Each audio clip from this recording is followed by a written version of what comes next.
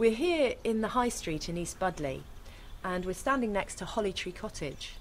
The cottage is several hundred years old, and it was named either after this holly tree or one which stood here before. The tree is known as the mark tree in the village, and it's always been thought that it was a mark tree which has been here since Saxon times. Unlike the Salcombe Regis thorn, there's nothing on record about this tree.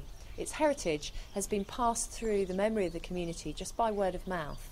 And because of that, a group of people in the village decided that they would put a plaque by the tree to try and record its importance. Molly Pratt was there at the unveiling. The village activities group realised that we'd lost so much of our history. The toll house had collapsed, the forge was now a cottage, the tithe barn was demolished to make way for the car park, and the water mills had all gone. So we wanted to put a plaque against the tree because it's something special. There's no written history concerning it, and we wanted to make sure it was preserved.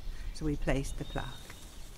It's not known exactly what the tree marked, but it may have been the boundary between two smaller hamlets which have now merged to form the village of East Budleigh. It is known that this tree was the scene of prayers and ceremonies at the annual village perambulation or beating the bounds ceremony, and the last one of these took place in 1854.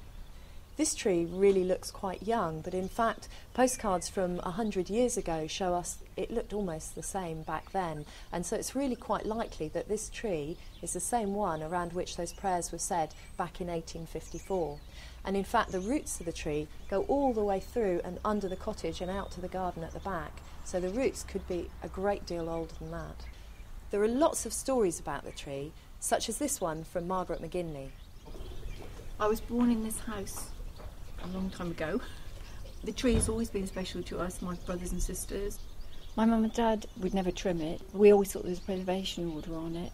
But no, we were never allowed to cut it. Or we used to at Christmas take a bit off and put it behind pictures and for decoration. But that's all. It had about 3 berries on it in my lifetime and that was great excitement when you saw that. It was lovely. Another person has told the story of how, when he grew up here as a child 50 or 60 years ago, his bedroom was this one up at the front.